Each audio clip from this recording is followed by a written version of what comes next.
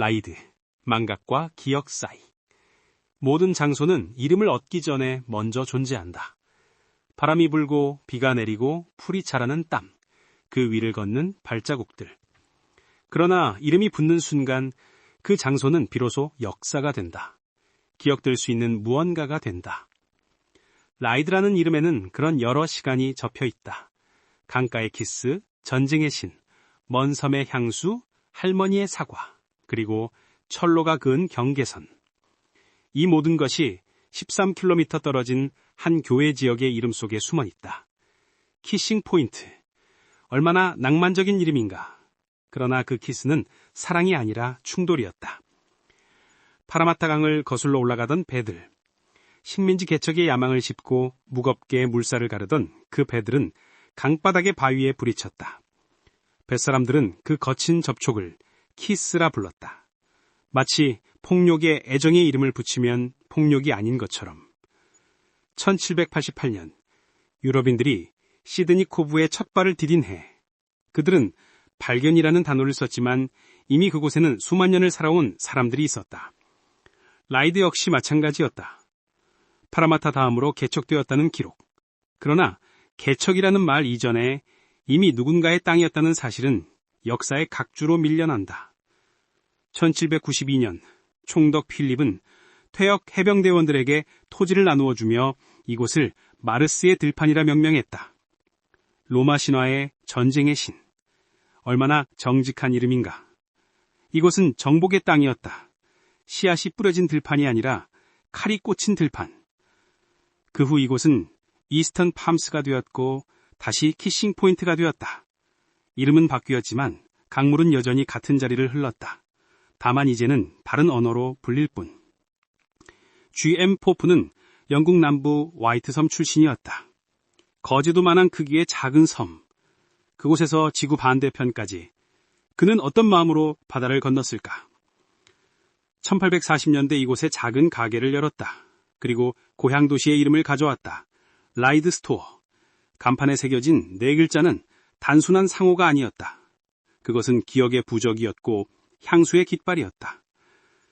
사람들은 그 가게를 드나들며 자연스럽게 이 지역을 라이드라 부르기 시작했다. 한 개인의 그리움이 공동체의 이름이 되는 순간. 1870년.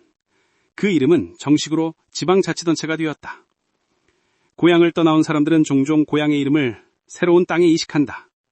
뉴욕, 뉴 잉글랜드, 뉴 사우스 웨일스. 새롭다는 형용사 뒤에 숨은 것은 결코 새롭지 않은 과거에 대한 집착이다. 라이드 역시 그렇게 탄생했다. 영국의 작은 섬 이름이 호주의 언덕 위에 이식되는 순간 고향은 유령처럼 태평양을 건너왔다. 1868년 마리안 셔우드 스미스의 과수원에서 알 수 없는 새싹이 돋아났다. 우연이었다. 사과씨를 측문 밖으로 던지다가 부엌 창문틀 밑에서 새 품종이 자란 것을 발견했다고 전해진다. 그녀는 그 새싹을 뽑지 않고 키웠다. 호기심이었을까? 아니면 단순히 바쁜 일상 속에서 잊고 있었던 것일까? 새싹은 자라 나무가 되었고 그 나무에서 초록빛 사과가 열렸다. 그레니 스미스, 할머니 스미스의 사과. 사람들은 그렇게 불렀다. 새콤하고 단단한, 베어 물면 아작 소리가 나는 그 사과는 곧 호주를 넘어 전 세계로 퍼져나갔다. 생각해보면 기묘한 일이다.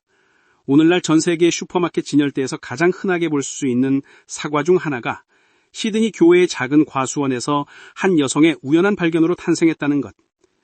역사는 종종 이렇게 작고 사소한 순간에서 만들어진다. 영웅의 결단이 아니라 평범한 사람의 사소한 선택이다. 매년 가을이면 이웃 동네 이스트우드에서 그녀를 기리는 축제가 열린다. 사람들은 초록사과를 베어 물며 한 여성을 기억한다. 아니, 정확히는 사과를 기억한다. 그녀의 삶은 어땠는지, 무엇을 꿈꿨는지, 어떤 슬픔과 기쁨을 경험했는지는 아무도 모른다. 다만 그녀가 남긴 사과만이 그녀의 이름과 함께 살아남았다. 1886년 증기기관차의 기적 소리가 이 땅에 울려 퍼졌다. 노던 철로 개통, 문명의 이기가 도착한 것이다. 새로 생긴 역에는 라이드라는 이름이 붙었다. 그러나 곧 문제가 생겼다.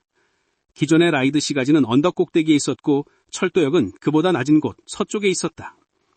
사람들은 혼란스러워했다. 라이드라고 하면 어디를 말하는 것인가? 1928년 해결책이 나왔다. 기존의 시가지는 탑 라이드가 되었고 철도역이 있는 곳은 웨스트 라이드가 되었다. 꼭대기의 라이드, 서쪽의 라이드, 지극히 부은적이고 실용적인 이름들이었다.